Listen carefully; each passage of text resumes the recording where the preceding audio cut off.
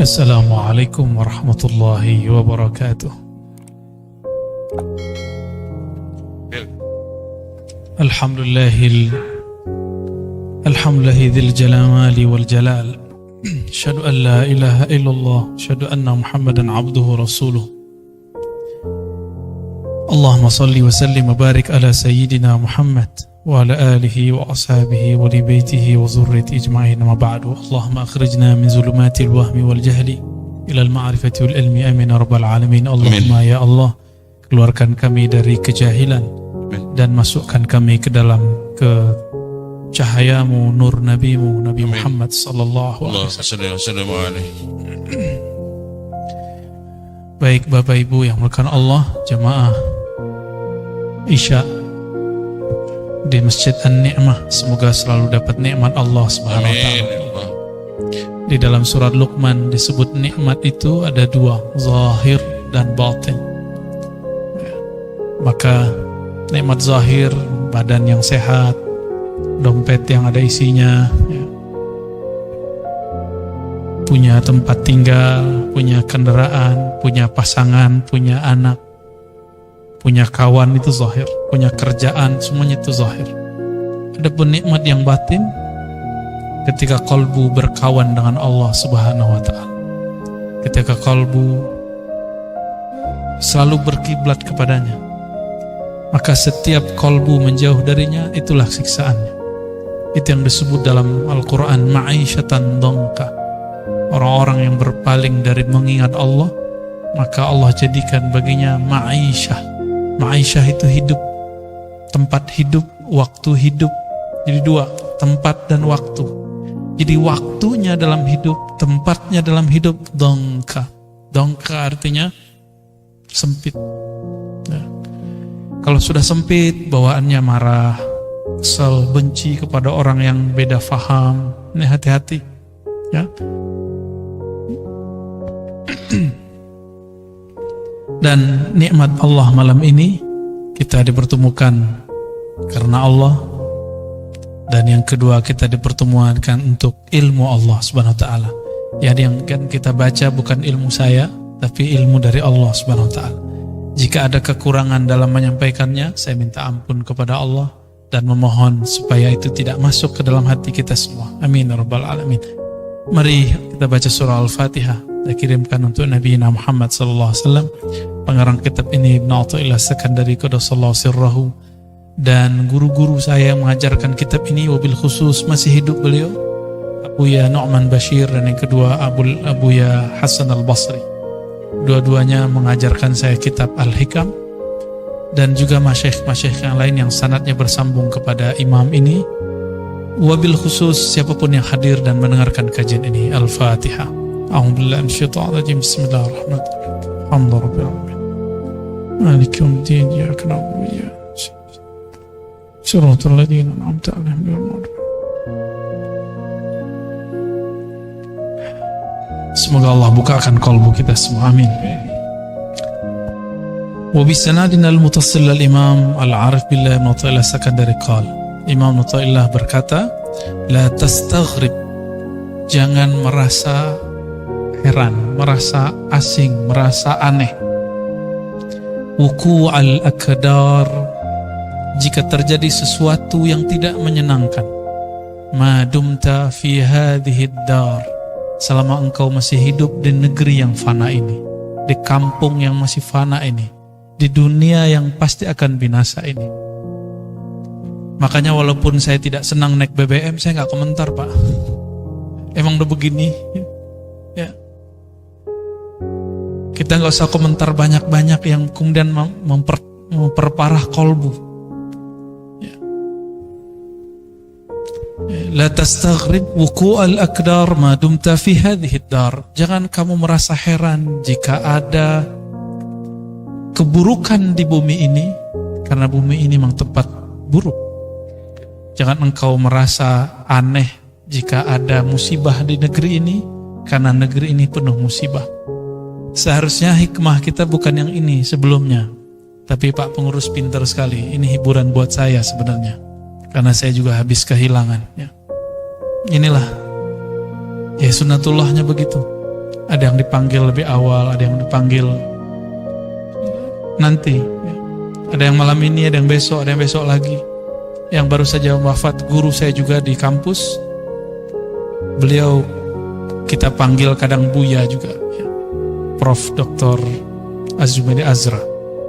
Ketika beliau dituduh liberal, saya tanya langsung tentang bab sunnah.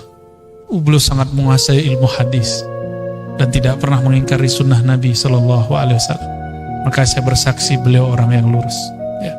Walaupun tadi itu sudah baca Fatihah, saya berharap yang hadir karena S3 saya beliau yang meloloskannya, pembimbingnya beliau. Ya. Saya mohon doanya, kirimin Al-Fatihah liruhi Syekhi Azumedi Azra. Al-Fatihah. Alhamdulillah bisyaitanirrajim. Bismillah. Ya kenapa? Siratal ladzina an'amta 'alaihim ghairil maghdubi 'alaihim waladdallin. Amin. Mungkin ada yang bertanya, kok dikit-dikit Fatihah gitu ya. Fatihah itu disebut ummul kitab. Bahkan boleh disebut ummud da'awat, ummud doa. Induknya doa ada di situ semua. Karena induknya doa adalah Fatihah, maka disebutlah dalam bahasa ulama ahli qalbu, Fatihah itu sholawatullah.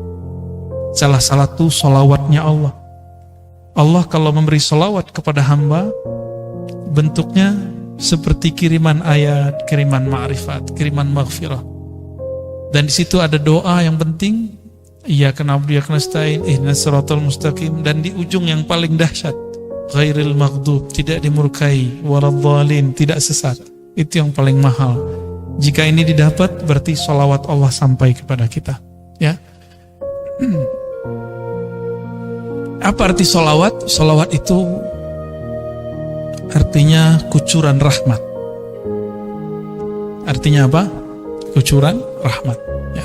Maka kita beruntung diberikan Allah satu surat yang tidak pernah diturunkan kepada para nabi sebelum Nabi Muhammad Sallallahu Alaihi Wasallam. Itulah suratul Fatihah. Jadi kita harus berbangga, apa-apa aja Fatihah aja. Mau ngapain Fatihah?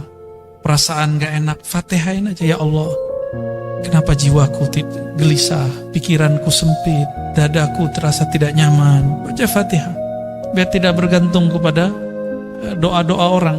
Kadang kita bergantung dengan ruqyah, bergantung kepada doa ustadz, bergantung. Dan ini berbahaya. Berbahayanya membuat hati kita berkiblat kepada selain Allah Subhanahu wa ta'ala, ya.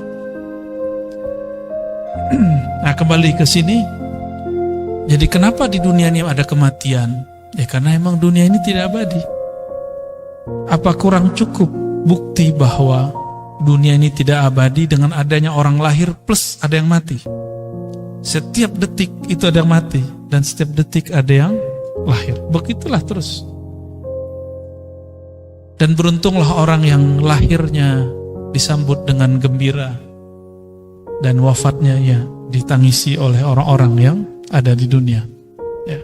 Tapi hati-hati juga, salah satu bentuk riya tersembunyi, mati ingin dikunjungi, disolati banyak orang. Itu riya juga tuh, ada di kitab Pak. Ya. Di antara ciri-ciri orang riya, ketika dia mati dia ingin ramai ada orang datang kepadanya. Nah. Tapi itu juga nggak minta ada orang sepi Pak. Urusan Allah aja itu ya, kita nggak usah kemudian memikirkan aneh-aneh. Baik. Jadi kenapa dunia ini ada yang nggak enak, ada perasaan yang nggak nyaman, ada musibah? Kenapa? Karena emang sifat aslinya dunia dua aja, taghayyur, berubah-ubah, wal fasad, dan rusak. Cuma itu sifat dunia. Berubah, dulu kita kecil, sekarang dewasa, ada yang dewasa, sekarang tua. Ya. Tahu-tahu udah ubanan Pak ya? Ya. Udah ubanan aja. Dulu wajahnya masih oke, sekarang udah mulai keriput. Ya. Uban saya banyak Pak. Umur saya belum sampai 40. Ya. Saya nggak tahu umur saya berapa ntar kan. Ya. Ini tanda bahwa dunia ini fitrahnya cuma dua aja. Apa tadi? Taghayyur, berubah, yang kedua fasad. Dia mesti begitu, nggak akan lebih dari itu. Ya. Semoga kita berubah dari tidak baik jadi baik, ya. Dari gelap jadi cahaya, dari keras jadi lembut, dari tidak kenal Allah jadi kenal Allah Subhanahu wa taala. Ya. Fa innaha ma ubrizat illa ma huwa mustahiqqun wasfiha wa wajibu na'tiha. Boleh juga dibaca ma huwa mustahiqqun wasfuha wa wajibun na'tuha. Sesungguhnya dunia ma ubrizat, tidaklah dikeluarkan darinya, tidaklah dimunculkan. Baraza itu beda dengan kharaja. Kalau kharaja keluar biasa, kita keluar gitu ya. Kalau baraza itu keluar artinya ditampakkan. Fa innaha ma ubrizat ma barazat. Bisa begitu? Sesungguhnya dunia itu tidaklah menampakkan illa ma huwa, kecuali yang mana mustahiqqu wasfiha, yang pantas menjadi sifatnya. Tadi sifatnya taghayyur at-taghayyur wal fasad, berubah dan rusak. Wa wajibu na'tiha, dan yang wajib baginya, yaitu kehancuran, ya. Jadi dunia memang harus hancur. Dunia itu semua. Jadi jangan bayangkan, kita bayang dunia itu kan gunung, bukit, tanah. Enggak, tubuh. Bukan hanya itu, ada dunia kerja. Ada orang masuk kerja, ada dipecat. Ada orang masuk kerja, ada yang kemudian ya, naik, ada yang ganti jabatan. Ada orang keasikan di jabatannya, berarti dia lupa dengan sifat dunia. Bahwa dunia jabatan itu bagian dari dunia, dan sifatnya pasti berubah. Kita nggak boleh kemudian nyaman di situ, nggak boleh nyaman di situ. Para selebritis, para ustadz yang masyhur, mungkin dia dipuja, diikuti, ada followernya. Dia harus siap nanti ada orang membencinya, ya. Sama, ya. Dia harus siap jika nanti tidak ada viewernya. Karena sekarang artis itu masuk ke YouTube, ya. Dulu diremehkan YouTube, sekarang tidak. Tapi banyak orang berangan-angan ingin terkenal, ingin dipuja. Dia lupa kalau orang dipuja pasti dicaci maki. Kalau orang dicinta pasti dibenci. Itu yang mereka lupa. Ini yang terjadi di negara-negara yang batinnya sudah mulai kosong dari dunia spiritual. Kita sering dengar dunia-dunia K-pop, ya. Kasihan, itu setiap hari hampir ada yang bunuh diri. Padahal wajahnya cantik, habis oplas, ya. Ya, antum bilang oplas, ketemu ngelirik juga kok. Jujur aja lah, ya. Kita kan kulitnya so mateng, mereka bening-bening. Orang-orang seperti kita suka yang putih-putih. Dan itu tabiat, masuk ke sisi manusiawi. Walaupun kita tahu dia operasi, orang lihat juga. Nah, dunia begitu, udah tahu busuk, orang datangi juga. Udah tahu dia bukan asli, disukai juga. Begitulah dunia, ya. Maka apabila satu lukisan dipuji, maka yang terpuji sebenarnya siapa? Yang melukis atau lukisannya? Sebenarnya pelukisnya. Jika antum dipuji orang karena ilmunya oke, wajahnya bagus, kerjaannya oke, sebenarnya yang dipuji adalah Allah yang mengilhami itu semua, Allah yang memberi itu semua. Baru antum boleh terima pujian. Ini kata Imam Athaillah Sekandari. Kamu tidak boleh terima pujian kecuali kamu melihat yang dipuji adalah Allah. Kalau nggak, mending menghilang, ya. Maka saya turunkan dari situ. Jika tangan kita dicium tangan sama orang, ya, kita nggak boleh merasa kita yang mulia, tapi kita merasa ini perintah Allah, saling menghormati. Jika mereka ingin ngambil berkat dari guru, kita dianggap guru misalnya, atau kita orang tua. Ini kan yang tua-tua kalau anak-anak pada salam kan tangannya digini ya, nih salim gitu ya, nggak masalah, mengajari mereka, ya, tapi jangan merasa berhak dicium tangannya. Itu aja bedanya, ya.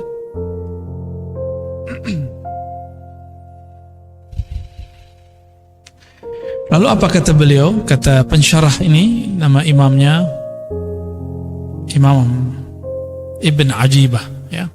Imam Ibn Ajibah mengatakan, Beda orang awam dengan orang arif. Orang awam yang Islamnya hanya ingin yang indah-indah, dengan arif yang mengenal Allah, yang tahu seluk-beluk agama ini. Meskipun gak bisa baca kitab, semoga yang hadir malam ini tergolong arif. Amin ya. Walaupun gak bisa nerjemah Quran, ya gak apa salah. Nanti gak ditanya kok Pak, bisa gramatikal bahasa Arab gak dikubur, gak ditanya. Ya, yang ditanya, kamu kenal Allah tidak? Ya, man rabbuk, siapa Rabbmu? Apa kata beliau?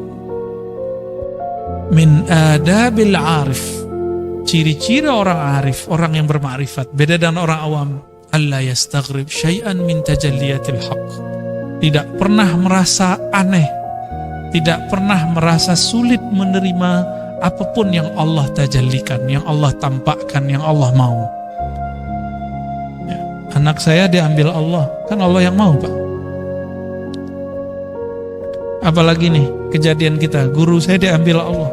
Apa saja, ada yang dikasih, ada yang diberi, ada yang lahir, ada yang mati, begitu terus. Kita nggak bisa menahan sama sekali takdir Allah Subhanahu Wa Taala. Nah, orang yang masih merasa aneh, berarti dia orang yang awam. Nah, saya sering menjelaskan dulu, ada namanya Jamal, ada Jalal. Masih ingat? Ada Jamal, ada Jalal. Masih ingat gak? Saya ulangin ya. Jamal, keindahan Allah, kebaikan-kebaikan Allah. Sedangkan Jalal, keindahan Allah tapi dalam ketegasannya. Kalau Jamal, keindahan Allah dalam kelembutannya. Nah, kita ulangi terjemahannya ya. Kalau Jamal, Jalal secara harfiah, Jamal indah, Jalal mulia. Tapi bahasa Indonesia kita emang agak kurang kaya dalam menerjemahkan bahasa Arab. Karena Karim diartikan mulia, Aziz diartikan mulia. Terus apa perbedaan tiga kalimat ini? Lain. Kenapa iblis bertawassul dengan sifat izzah, bukan dengan karam? Bikaramika, dengan kemuliaanmu, Karim. Karena lain makna Aziz dengan makna Karim. Apalagi Jalal dan Jamal. Ya, Jalal, Jamal. Jamal itu kita berkumpul malam ini. Enak kan? Kalau ngaji-ngaji doang enak. Coba antum diajak berjuang, mau gak? Siapa yang mau diajak berjuang? Kalau ngaji itu Jamal. Diajak berjuang, bikin pesantren, bikin pergerakan dakwah. Siapa yang mau pahit-pahitan begitu? Bukan hanya itu, perjuangan itu nggak harus politik. Karena politik itu fardu kifayah. Dan saya memandang diri saya tidak layak untuk terjun ke politik. Politik praktis. Karena saya tidak ada pendidikan itu dan tidak pernah masuk organisasi pra-politik juga nggak pernah. Ya. Maka kita ngambil bagian yang lain, yang ini juga fardu kifayah. Nah, ini adab nanti antum ketemu guru manapun. Jangan paksa dia memilih pilihan kita atau membicarakan politik ala kita, karena mungkin siapa tahu dia tidak menguasai. Tapi beberapa ustadz karena ingin menyenangkan jamaahnya, dia terpaksa kemudian bermujamalah. Ya, mujamalah itu ngenak-ngenakin temen lah, padahal dia nggak begitu-gitu amat. Tapi lama-lama kalau ketemunya komunitas begitu terus, setiap hari begitu lagi, besok begitu lagi, jadi karakter. Dia takut menunjukkan dirinya yang sebenarnya. Inilah yang terjadi pada guru yang mengikuti selera muridnya, ya. Bukan murid mengikuti hidayah yang dibawa gurunya. Kalau guru nggak pakai selera, dia pakai hidayah. Mau pahit juga diajarin. Tapi kalau mental ya murid enggak. Ya. Nah, ini bahagianya orang yang mental murid jadi guru, mental murid jadi guru, nggak siap dibenci. Gak siap berbeda dengan orang lain, gak siap beda dengan muridnya, takut gak diundang lagi. Gimana Pak? Baik. Jamal, ya beginilah. Ini Jamal, gak ada pengorbanan. Antum korbannya cuma berangkat dari rumah ke sini. Ya. Kalau beragama cuma itu, gampang sekali beragama itu. maka beragama harus ada pengorbanan. Kadang korban perasaan, gak hanya korban duit. Kalau korban duit orang biasa, korban perasaan ini yang paling berat. Ya, karena perasaan itu bagian dari yang disebut nafs, jiwa, ego. Ego ini harus disembelih. Ego itu harus dibakar. Kalau enggak, dia akan merongrong. Dia seperti anjing liar, anjing gila yang ada dalam diri. Ya. Kalau kita tidak tundukkan dia, dia akan menguasai kita. Nah, itu sebabnya ketika orang berjuang, itu banyak yang berguguran. Kalau sudah jadi sebuah pergerakan, apakah namanya thariqah, apakah majelis zikir, apakah pesantren, majelis dakwah, majelis salawat, itu akan banyak begitu. Sesama jamaah diuji, sesama pengurus diuji. Ya. Pengurus gimana Pak? Udah kena ujian belum? Udah kan? Ya. Kadang ada yang nggak sepakat, Ustadz tuh kenapa diundang? Nah nanti begitu juga. Ya, siap-siap namanya berjuang. Orang berjuang harus berkorban. Ya. Nah, itu namanya jalal. Jalal itu ketika menemukan sesuatu yang jiwa kita bilang gak enak, tapi ruh kita bilang itu enak. Itu kemerdekaan dia. Jadi kapan ruh kita yang merdeka? Jika jiwa ini merana. Jika jiwa kemudian disudutkan terus, jiwa kemudian dididik terus sampai kemudian dia menjadi patuh kepada ruh, baru ruh kita merdeka. Inilah yang disebut al-insan al-kamil, manusia yang sempurna. Dan itulah Rasulullah Sallallahu Alaihi Wasallam. Kita sedang proses ke sana. Semoga Allah mudahkan. Ya.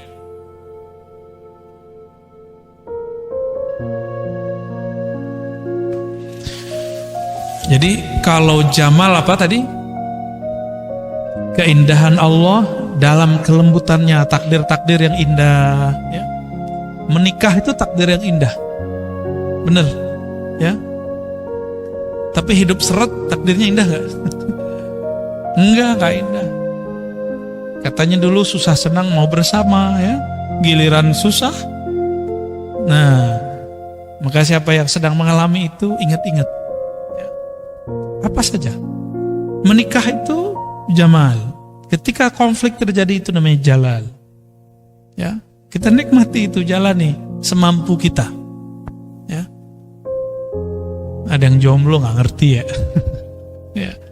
Orang yang ngerti ya. Insyaallah.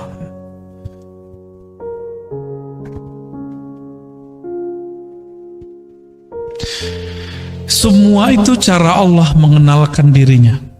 Semua itu cara Allah berbicara kepada makhluk. Jadi apapun takdir kita, apapun kejadian kita, itu cara Allah berbicara kepada kita. Ya. Seakan-akan Allah mengatakan, Ana ma'akum. Kan di Quran, wa huwa ma'akum aynama kuntum. Aku bersamamu, dia bersamamu, dimanapun kamu berada, kapanpun kamu berada. Jadi saat seneng jangan lupa, saat susah jangan lupa juga. Ada yang ngomong begini, saya sudah sholat, sudah zikir, sudah tahajud, sudah haji, sudah umroh, sudah bangun ini, sudah bantu ini, sudah ngaji, kenapa saya masih kena sakit ya? Hati-hati ngomong begitu ya. Tubuh ini fitrahnya nanti sakit, mau apa aja. Kata dokter gak bisa menahan penyakit jika tubuh dalam dirinya, gak akan bisa. Ustadz ahli ruqyah kalau memang takdirnya sudah kena sakit juga, sama aja ya. Ada orang paling ajaib nyembuhin orang, saya udah ketemu, tapi dia sakit juga. Dan sakitnya hampir semua penyakit yang orang diobati ada di dia. Ujiannya lebih berat ya. Kenapa? Dia dipuji bisa mencabut penyakit orang. Ternyata bukan dia cabut, dia isep masuk ke badannya semua ya.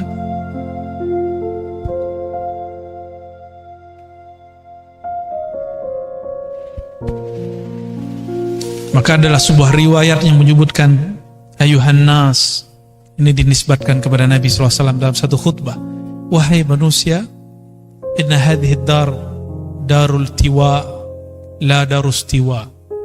Wahai manusia, ini bumi, ini dunia adalah negeri yang penuh kerusakan, bukan negeri tempat istiwa, tempat kamu tinggal. Maka Nabi kita sering dengar dari kecil ya, kun fid dunya ka'annaka gharib ya. Dulu saya ingat saya Zainuddin MZ tuh sering baca hadis tuh ya. Jadilah engkau di dunia hidup seperti gharib. Apa arti gharib? Orang asing. Orang asing yang gak mungkin dia berpikir akan tinggal lama. Enggak antum yang mau keluar, dunia ini ingin mengeluarkan kita. Kita gak mau keluar nih, dunia ini yang mengeluarkan kita sudah ya. Dan kita sudah sering sampaikan bahwa kenapa mati itu menjadi menyakitkan. Karena orang yang mati ini hatinya masih terikat dengan dunia. Maka ketika diputus oleh malaikat maut, itu yang menyakitkan ya. Nah, mulailah melepas-lepas itu sedikit demi sedikit ya. Bukan melepas hidup dunianya, bukan melepas kalau kita diberi kemewahan oleh Allah, nikmat, bukan itu, tapi bergantungnya kalbu kepada yang bagian-bagian itu. Silakan hidup nikmat, hidup nyaman. Silakan pakai kendaraan, silakan semua. Tapi kalbunya jangan di situ. Kalbunya kepada pemberi nikmat. Kan sama aja. Orang mendapat nikmat syukur dengan sabar karena dapat musibah kan sama aja. Hidup seret sabar, hidup nikmat syukur, itu sama Pak. At-ta'imus syakir kas-sa'imus sabir. Orang yang dapat nikmat dan dia bersyukur, dia makan, dia bersyukur, dia punya rumah, dia bersyukur, dia punya semua fasilitas, dia bersyukur, sama dengan orang yang sabar. Yang dia sabar saat dapat musibah, sama aja. Sama-sama aja sebenarnya. Yang diuji cuma satu. Engkau kolbumu berkiblat kepada Allah atau kepada musibah atau sebaliknya nikmat itu. Sama aja. Maka banyak orang dapat nikmat secara zahir, batinnya sedang disiksa. Dia dapat nikmat zahirnya, tapi batinnya gelisah. Kenapa? Kalbunya tidak bersama Allah. Hidupnya sempit, perasaannya sempit aja. Ya. Ada orang hidupnya terlihat susah, tapi kalbunya selalu bersama Allah. Yang kamil sempurna, apapun keadaannya dia bersama Allah. Nggak mandang-mandang saat, ya. Nggak mandang-mandang saya pengennya yang enak-enak aja deh gitu. Kalau udah ngaji hikam jangan gitu lagi ya. Kenapa? Antum suka nggak suka, takdir itu pasti baik buruk, dua-duanya muter. Disuka, dibenci, dapat kebaikan, dapat keburukan, dapat kerja, nggak dapat kerja, dapat nikmat, nggak dapat nikmat. Dua-dua aja muter aja terus. Suka nggak suka pasti terjadi. Maka karena suka tidak suka dia datang, harus siapkan ilmunya. Kalau orang ada menyebut soft skill, ini apa sebutannya ini? Ya, soft skill itu kemampuan skill-skill yang halus dalam diri. Ini lebih dari itu. Lebih halus dari itu. Kalau orang-orang menyebut ada supranatural, apalagi? Nah, kalau ilmu ini supernatural, ya, barangkali kalau diistilahin ya.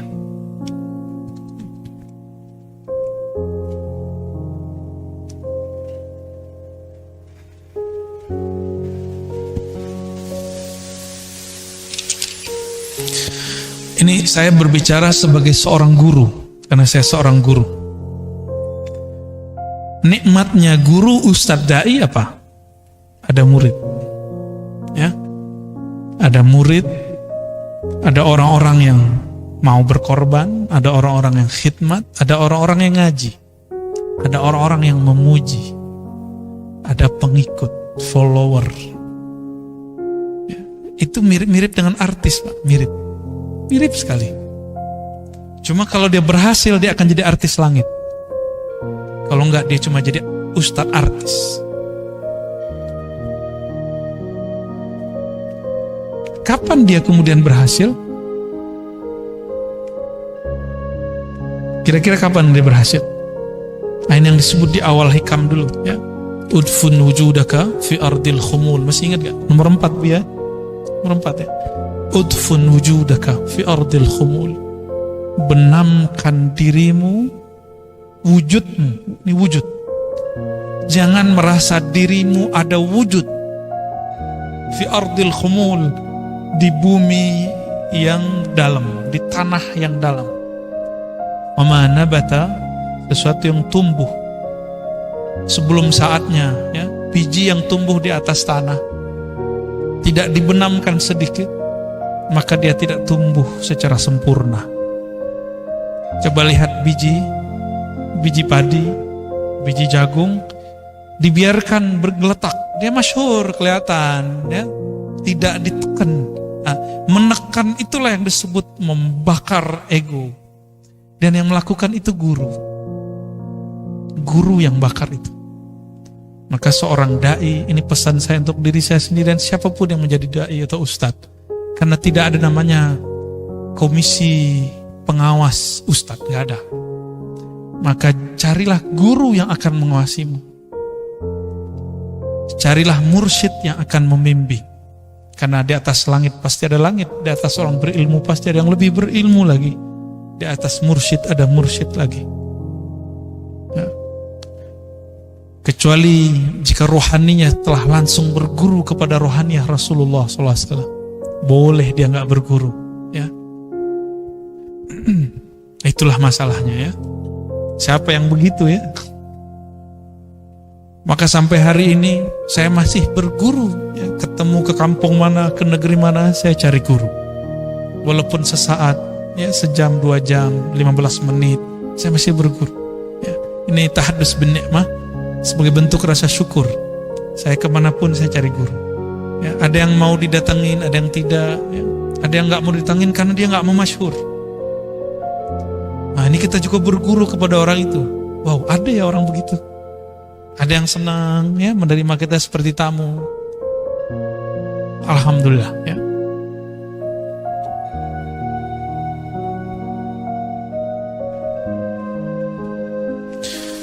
Ini diulang lagi oleh beliau di belakang sini. Amma in kunta la ta'rifuhu illa fil jamal, fahadha huwa maqamul awam. Jika engkau hanya mau kenal Allah dalam keadaan senang saja, berarti engkau masihlah orang awam. Selama-lamanya jadi orang awam. Rohaninya gak naik-naik. Maunya cuma dapat nikmat, nggak mau diuji, ya. Dan saya sudah berkali-kali juga memberikan analog. Kalau kita sekolah, nama kita nggak ada di daftar ujian, kita marah apa enggak? Dan kenapa orang-orang tidak marah sekarang jika dia tidak diuji? Seharusnya dia bersyukur dengan ujian, apapun ujiannya. Diuji kawan, diuji teman, diuji guru. Pada hakikatnya bukan mereka yang menguji adalah Allah Subhanahu wa ta'ala, ya.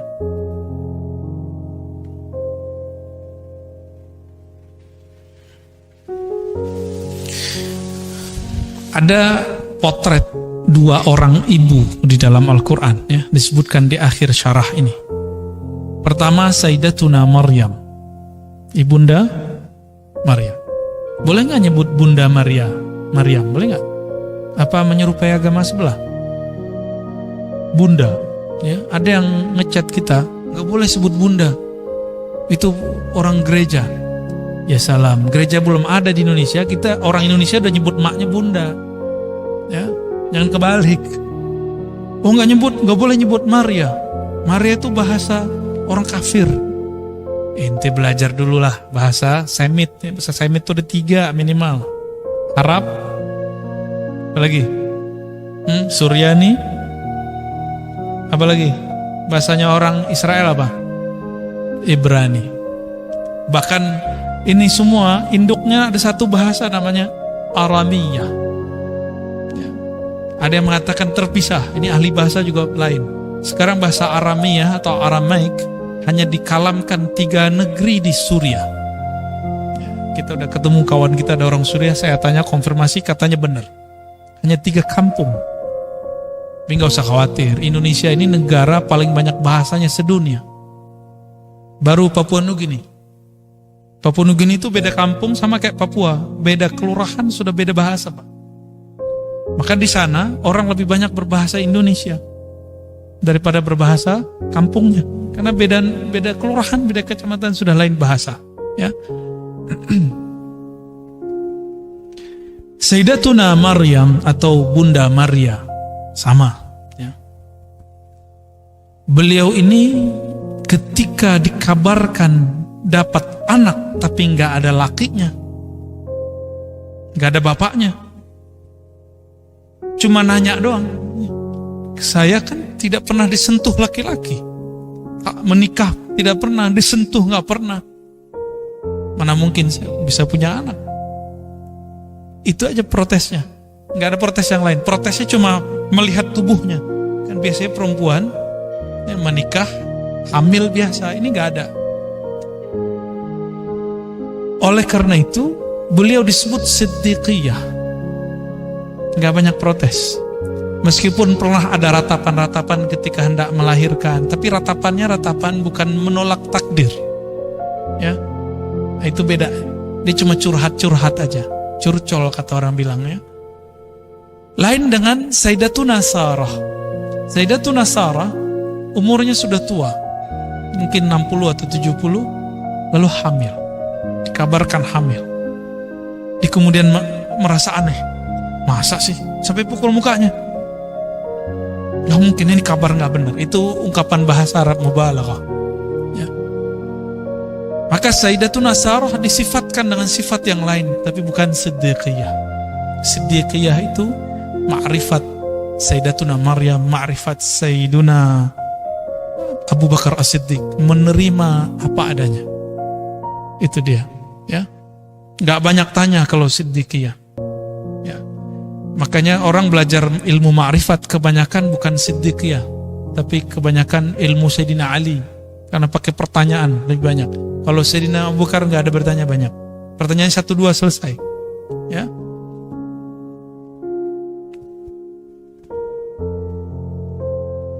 Maka di Quran itu ada pertanyaan dibalikkan kepada Sayyidatuna Sarah, ata'jabina min amrillah, apakah kamu merasa takjub, heran dengan kehendak Allah Subhanahu wa ta'ala, ya. Baik, ini hikmah malam ini. Mau ditambah? Langsung tanya jawab, ya. Oke, baik. Kita baca lagi lalu tanya jawab. La tastaghrib wuqu' al-aqdar ma dubta fi hadhihi ad-dar. Jangan lagi engkau merasa heran dengan keburukan, perubahan, fana, kehancuran di bumi, karena itu adalah sifat aslinya bumi. Jangan kamu merasa heran dengan musibah yang ada di dunia, karena itulah karakter aslinya dunia. Fa innaha ma ubrizat illa ma huwa mustahiqqun wasuha wa wajibun na'tuha. Karena dunia sifatnya tadi dua, dia akan menampilkan dua-duanya kemanapun engkau memandang, kemanapun engkau melihatnya. Wa ma lillahi baqiya, ditambah dengan kalam Imam Malik. Ini tambahan saya. Jika itu dibuat karena Allah, jika yang datang malam ini karena Allah, nanti insya Allah di sorga Allah pertemukan lagi kita, insya Allah, ya. Saya pun juga sama, ya. Mungkin saya niatnya nggak benar, bapak aja yang ngumpul, nanti gurunya yang lain. Tapi saya juga berdoa, ya Allah, luruskan niatku, ya. Kuatkan batinku. Ini yang disampaikan guru kami waktu di Sumeneb kemarin di Madura, Abu Ya Taifur Ali Wafa, hafizahullah. Beliau juga seorang mursyid Thariqah Naqsyabandiyah, tabaqatnya satu tabaqat di atas saya, ya. Apa kata beliau?